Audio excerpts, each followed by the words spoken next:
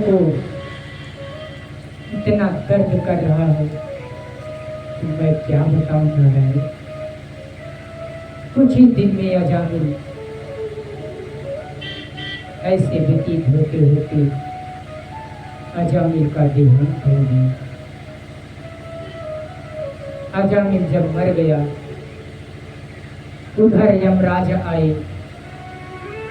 यमराज के दूत आए और इधर भगवान नारायण के पार्षद आए। वो यमराज के दूत ले जाने लगे तो भगवान के पार्षदों ने कहा कि ये बताओ तुम क्यों ले जा रहे हो, तुम क्यों ले जा रहे हो। उन्होंने कहा ये अपने जीवन में कभी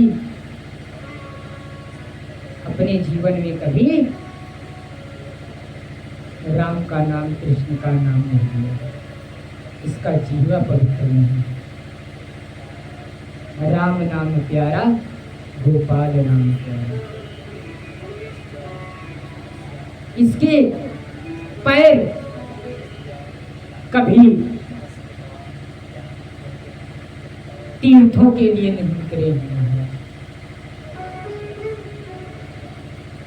इसके नेत्र कभी देवालय की तरफ नहीं गए, इसके कर्ण कान महाराज कभी भगवान की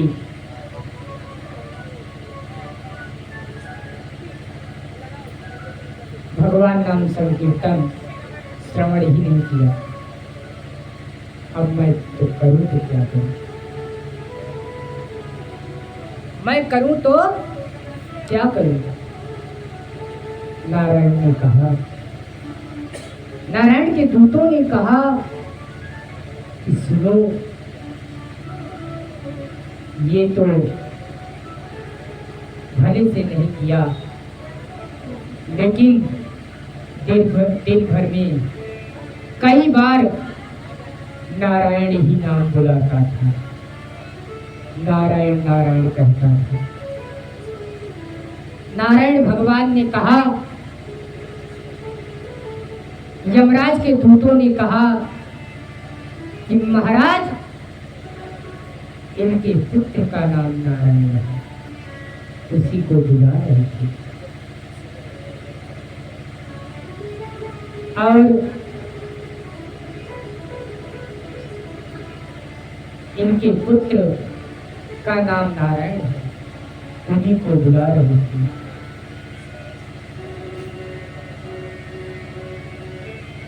भगवान के पार्षदों ने कहा ये बताओ पहले वो नारायण है कि ये नारायण है, कौन है।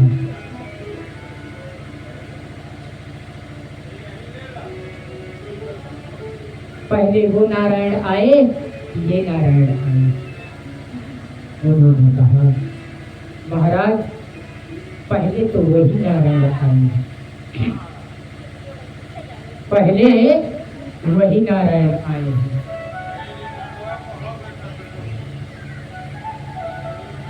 ये नारायण नहीं आए हैं।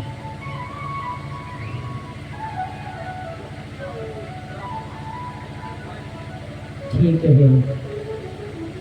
अरे महाराज कभी ये तीर्थ यात्रा नहीं की और ना तो भगवान को माने, कहते हैं भगवान कहाँ है, हैं? भाव के भगवान है। अजामिल कह रहा है कि भाव के भगवान है। अरे मूर्ख, अगर भाव के भगवान हैं तो भाव से भोजन दिया करो, भाव से भजन करा करो। क्यों भोजन के लिए तत्पर भंडारे की तरफ रखते रहते हैं।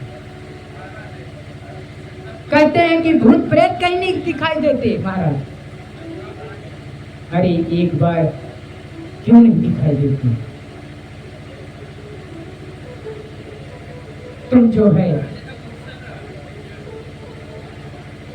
नींबू एक लेकर के उसमें 7 लौंग डाल करके नींबू में छिद्र में डाल के एक सुई डाल दीजिए, चौराहे पे फूंक दीजिए, चौराहे पे फेंक दीजिए। उसके बाद देखिए भूत क्या करेंगे। कहते हो भूत कहीं नहीं है। महाराज इतना काम करके दिखाओ, तब समझ में आ जाएगा भूत कहाँ है, प्रेत कहाँ है। धराधाम में बहुत भूत है। अगर भूत नहीं होते तो शंकर जी के साथ कौन होता। कहते भूत नहीं।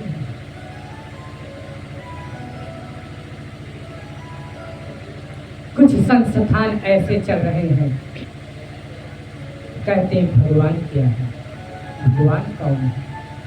अरे मूर्ख, इतनी बड़ी शरीर तुमको मिल गई है, दुर्लभ समझ रहा है?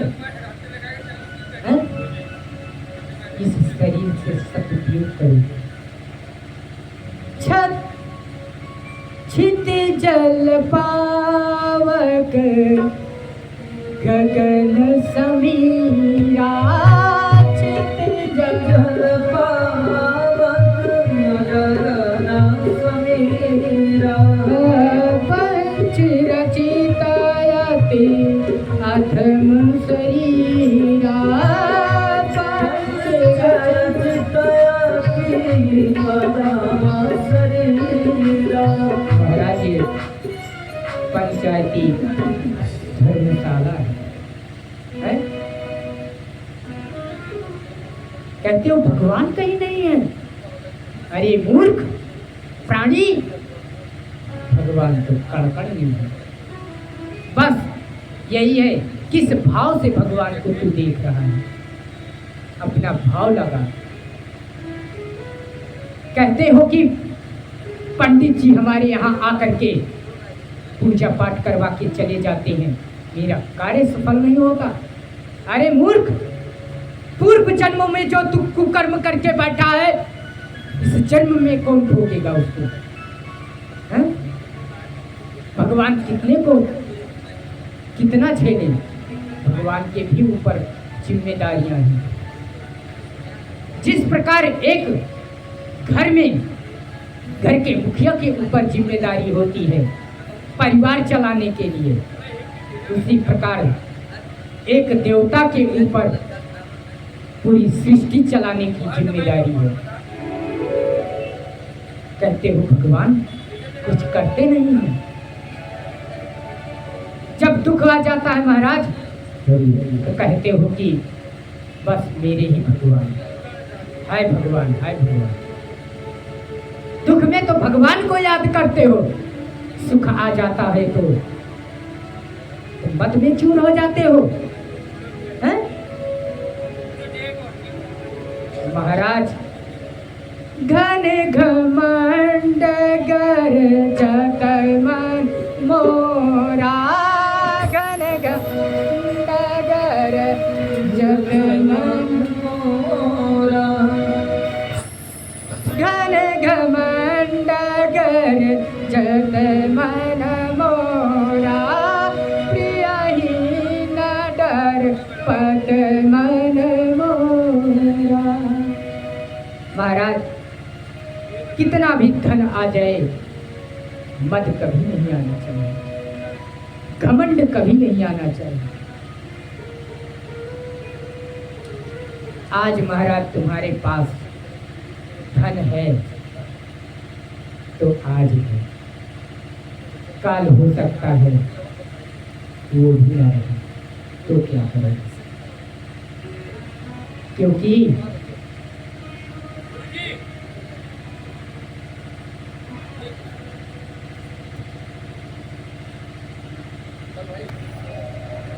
बिनु सतसंग विवेक ना होई, राम कृपा बिनु सुलभ ना सोई, राम कृपा बिनु सुलभ ना सोई।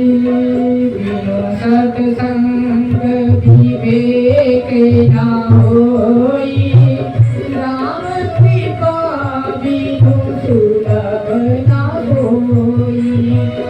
राम कृपा बिनु सुलभ न होई। कहते हो कि संसार में देवता कहाँ है? देख लो, देवता ही खड़े हैं, देवता ही बैठे हैं। ये जो आप दिन भर में कई बार कई शब्दों का उच्चारण करते हो, ये किसकी देन है? भगवान की ही देन है। एक मिट्टी का पुतला 5 तत्वों से बनता है। एक मिट्टी का पुतला बना करके एक बार देखो, क्या बोलता है? नहीं बोलेगा, क्योंकि उसमें भगवान प्रविष्ट नहीं है और तुम्हारे में भगवान प्रविष्ट है। बच्चे विद्या अध्ययन करते हैं तो कहते हैं महाराज हमारा बच्चा पढ़ता लिखता नहीं है। जब स्वयं केयर नहीं करोगे तो बच्चे पढ़ेंगे क्यों? जब माँ बाप पढ़े रहेंगे तभी तो बच्चे पढ़ेंगे। बच्चों को 5 चीजों का हमेशा ध्यान रखना चाहिए।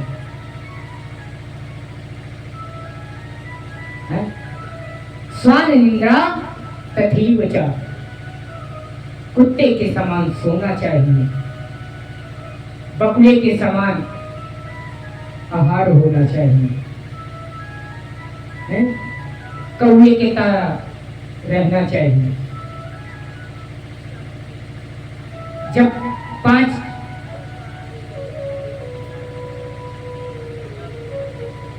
गृह आश्रम को छोड़ देना चाहिए, माने कि घर का त्याग करके रहोगे तो व्यासपीठ स्वयं गारंटी लेती है कि बच्चा आगे रहेगा पढ़ने में।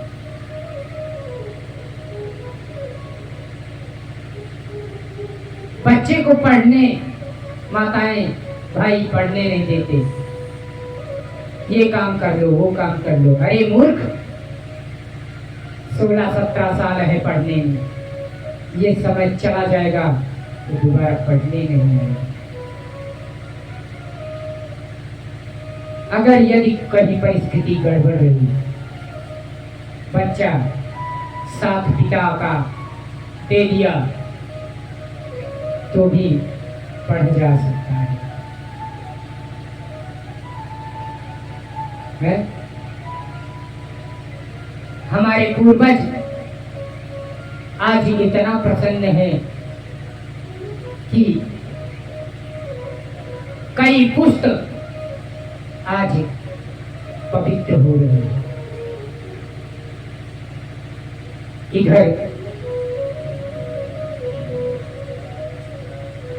जो है हिरण्यकश्यपु और हिरण्याक्ष दोनों भाई वार्तालाप कर रहे थे। उन्हीं का हिरण्याक्ष का सबसे छोटा भाई बेटा प्रहलाद जो है, प्रहलाद धर्म की प्रतीक था। और ये सोचो, राक्षस परिवार में एक देव परिवार आ जाए तो कैसा लगेगा। उसी राक्षस कुल में एक सनातनी धर्म रहित स्वयं प्रहलाद जी जन्म लिए। प्रहलाद जी पढ़ते गए, पढ़ने के बाद अपने पिता ने देखा प्रहलाद को, कहा कि बेटे अब तेरी आयु पढ़ने लिखने की हो गई है, तेरा मैं नामकरण करा दूं, तू विद्या अध्ययन कर। प्रहलाद से यह कह करके उनको विदा कर दिया। प्रहलाद को, प्रहलाद के लिए मास्टर घर में ही बुलवाया गया, कहीं विद्यालय में नहीं जाना पड़ा, घर में ही शिक्षा दीक्षा उनकी होने लगी। एक दिन हिरण्याक्ष बैठा था और कहा, बेटे तुम मुझे कुछ सुंदर सुंदर वचन सुनाओ, कुछ अच्छी बात बताओ। प्रहलाद ने कहा, पिताश्री इतनी बड़ी आयु लेकर के आप क्या कर रहे हैं? अब आपकी आयु हो गई है वनवास के लिए, धर्म के लिए। राम की सेवा करो, कृष्ण की सेवा करो। महाराज जब 16-17 आयु चलती है, 18-50 तक चलती है, जैसे 51 की आयु होती है, वैसे लोगों को वनवास करना चाहिए। अपने घर में ही रहो, लेकिन वनवास की भांति से रहो। घर में वनवास की भांति से रहो। प्रहलाद बड़े सुंदर से उनको बताया कि पिताश्री आप सत्कर्म करो, उससे आपका उद्धार होगा। प्रहलाद इतना सुनते ही हिरण्याक्ष ने कहा, अरे मूर्ख, गुरु को बुलाओ। गुरु आया, कहा, ये कौन सी शिक्षा तुम दे रहे हो? है? ये कौन सी शिक्षा है? कहीं राम है, कहीं कृष्ण है, कहीं राधा रानी है। अरे मूर्ख, तुम इससे अच्छी शिक्षा नहीं मिली। हिरण्याक्ष का तात्पर्य था शिक्षा के लिए कि मारपीट में इसे तेज किया जाए, विद्यमान किया जाए। प्रहलाद ऐसे महापुरुष थे कि माँ के गर्भ में ही उनको शिक्षा दीक्षा नारायण ने स्वयं दे दिया था। उनको कहीं विद्यालय की जरूरत नहीं थी। बार बार गुरुजनों ने प्रहलाद को समझाया, लेकिन प्रहलाद ने कहा कि देखो, गुरु का सम्मान करो, राम का सम्मान करो, कृष्ण का, शिव का। मूर्खता मत करो। यदि आज मूर्खता तुम करोगे, इसका पश्चाताप आपको भोगना पड़ेगा। पिताजी ने इतनी बात सुन करके दोबारा बुलाए, फिर वैसा ही शब्द सुनने को मिला। पिताजी ने कहा कि ऐसा है, अपनी बेटी होलिका को बुलाए, कहा कि इनको ले जाओ और अग्नि दहन कर दो।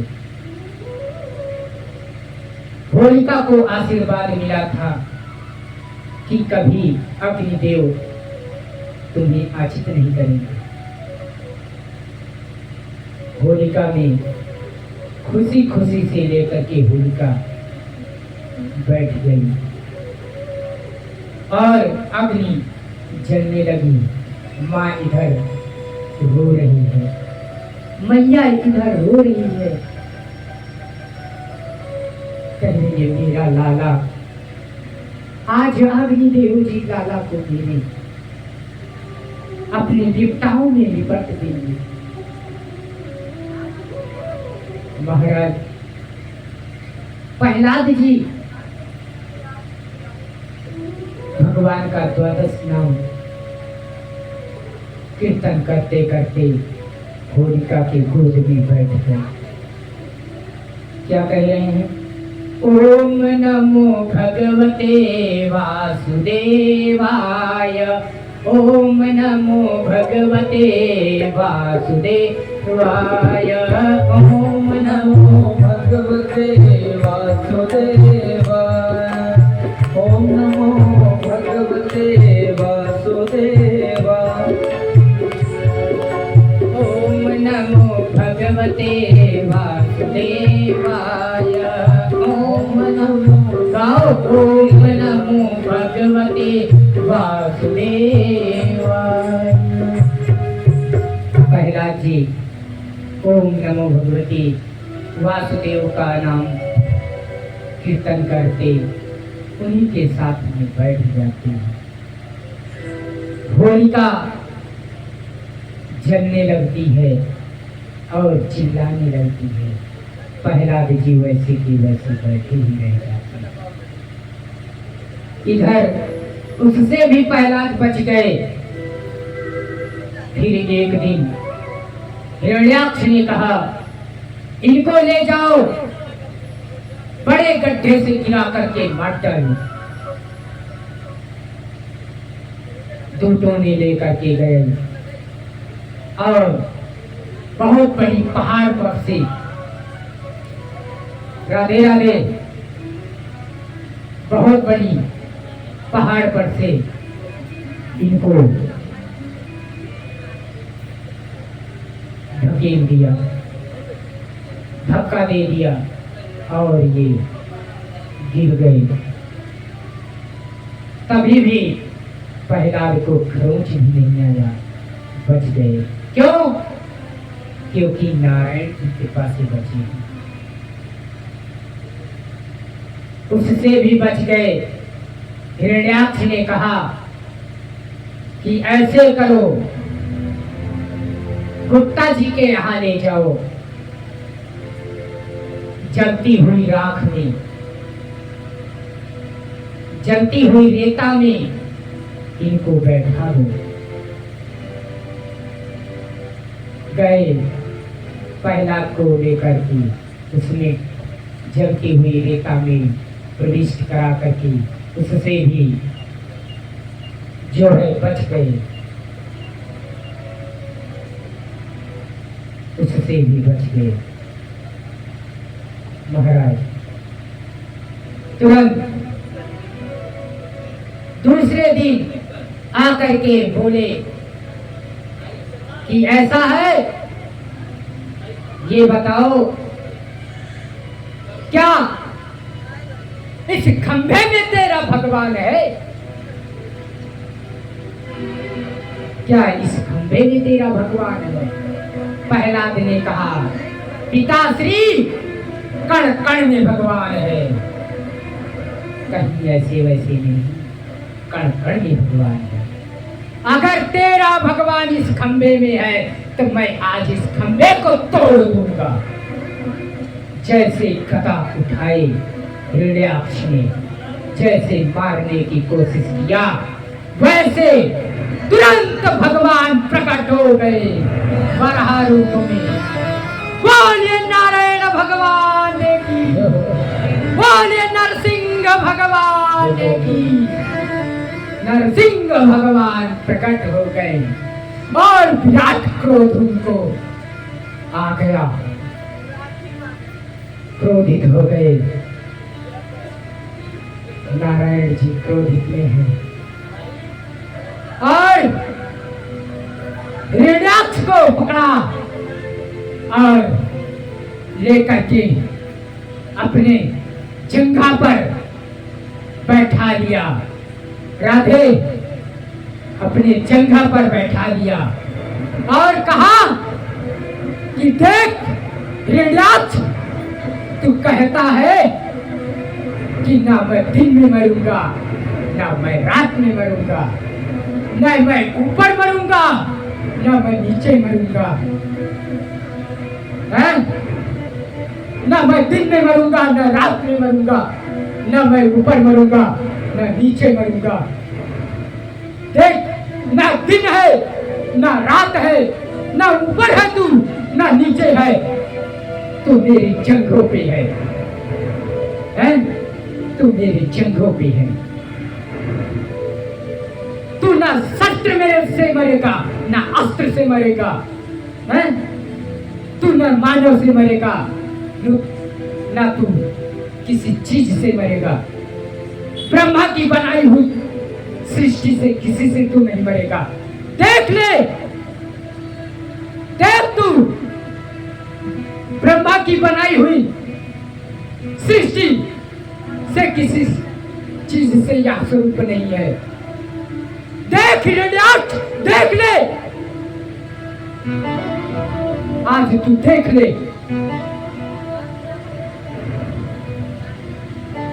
देख हिरण्याक्ष, देख, तुरंत अपने जंघों पर लेटा करके हिरण्याक्ष को अपनी नाखों से, नखीलों से चीर फाड़ दिया। भगवान क्रोधित में है।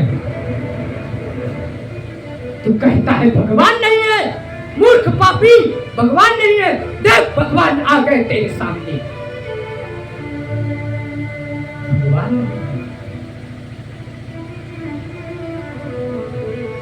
ना तू चौखट पे है, इसीलिए चौखट की दहली पर कभी बैठना नहीं चाहिए। इसीलिए घर में पहले चौखट बनवाना चाहिए महाराज। चौखट पे भोजन नहीं करना चाहिए। क्या तुम भोजन करके तुम भी हिरण्याक्ष बनोगे? बोलिए बरहा अवतार की। भगवान का नयन एकदम क्रोधित में है, लालायित है, एकदम क्रोध में है भगवान।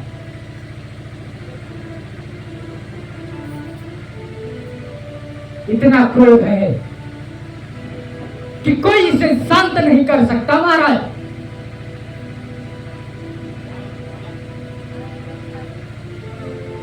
शंकर, ब्रह्मा, विष्णु, विष्णु जी स्वयं बराह अवतार है। सब आ गए, सभी मैया आ गई, स्वयं लक्ष्मी माता आ गई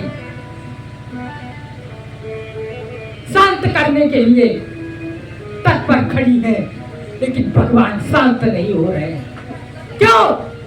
क्योंकि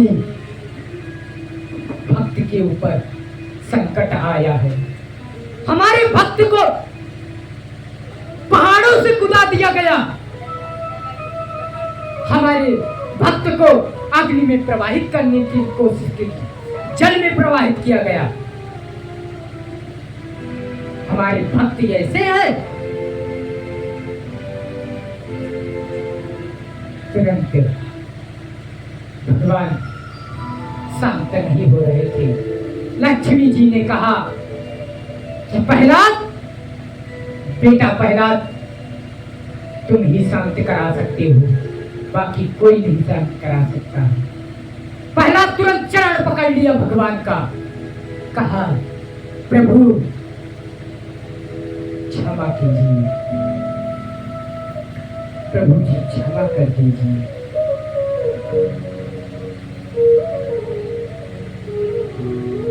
आवेश में सब आ सकते हैं। नमामि विष्णु शरणं गतः, विष्णु जी से क्षमा मांगने। विष्णु जी क्षमा कर दिए।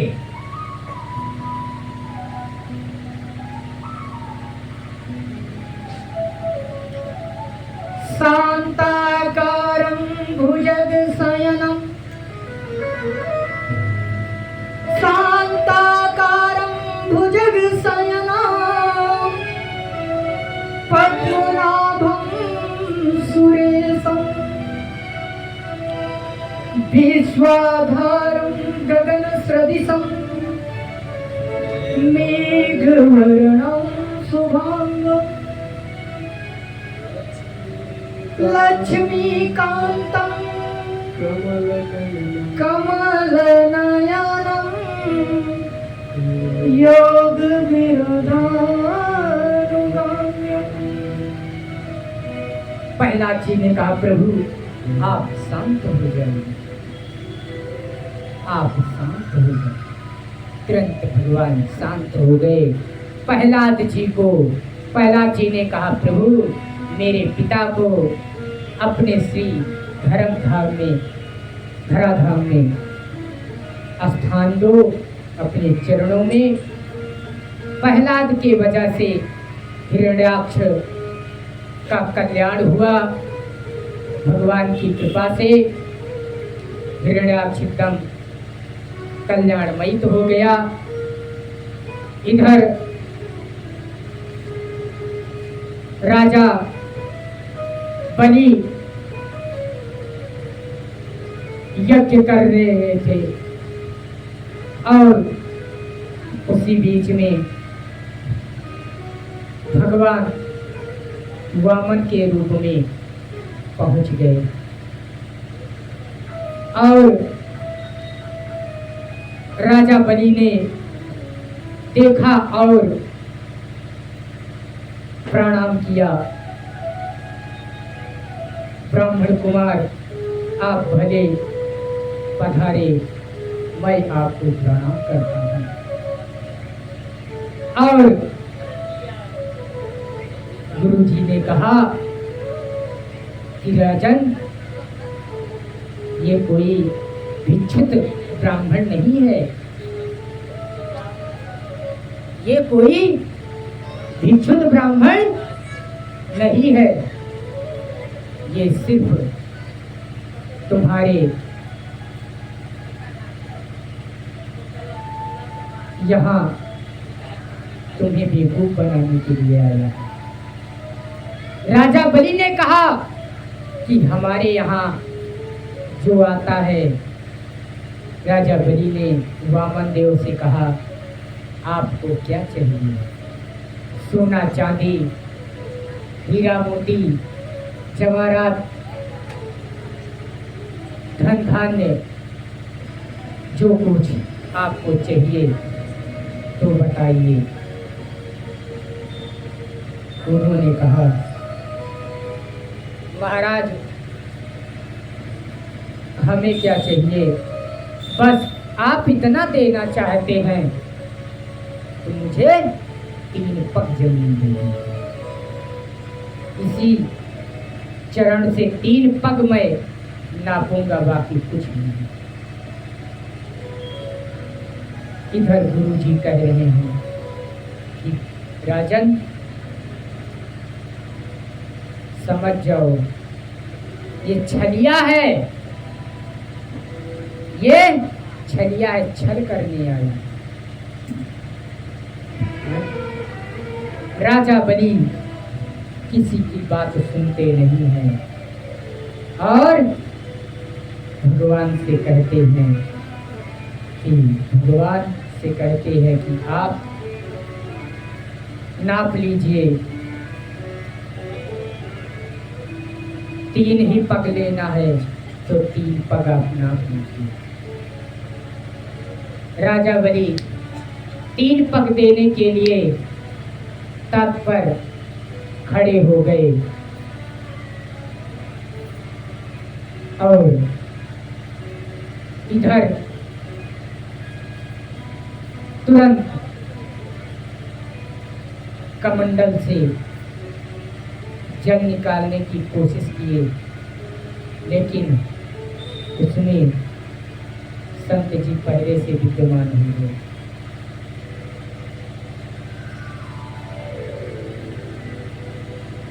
अब ये बताओ, कितना भी कोशिश करोगे कि संकल्प के लिए जल न निकले तो उसका हर चीज का उपाय होता है। वामन भगवान ने क्या किया, एक सीख निकाला और उस कमंडल के क्षेत्र में डाल दिया। जैसे डाला, चिल्लाता हुआ वहां से संत भगा और भगते ही तुरंत संकल्प हो गया 3 पग का।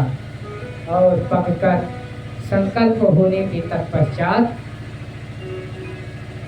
तुरंत भगवान का विराट रूप हो गया। बोलिए वामन देव भगवान की जय हो। वामन देव का विराट हरि वामन का रूप बनाया,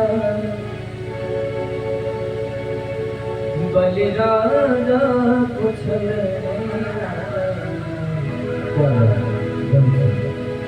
हरि वामन का रूप बनाया, बलि राजा कुशल ने आया।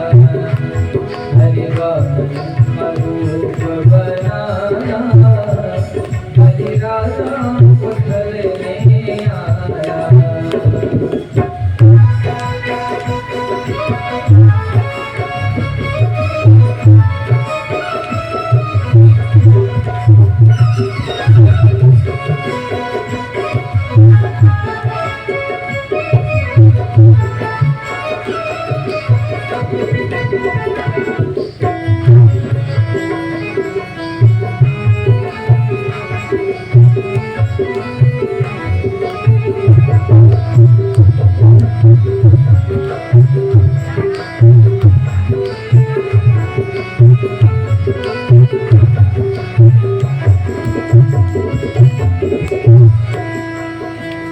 हरि वामन का रूप बनाया, बलि राजा कुशल ने आया। हरि वामन का रूप बनाया, बलि राजा कुशल ने आया। माथे तिलक सोहे, सिर पे छत्र सोहे, माथे तिलक सोहे, सिर पे छत्र सोहे। हाथों में कमंडल सजाया, हाथों में कमंडल सजाया, बलि राजा कुशल ने आया। हरि वामन का रूप बनाया, बलि राजा कुशल ने आया। बलि राजा कुशल ने आया। बोलिए वामन भगवान की जय हो। वामन जी आ गए। वामन देव यहाँ पधारे। पधारने के बाद अब पग देने की बारी आई। तो पग जो है कल की कथा में पग भगवान लेंगे। आज की कथा में वामन देव आ चुके हैं राजा बलि के पास। अब कल की कथा में 3 पग लेंगे और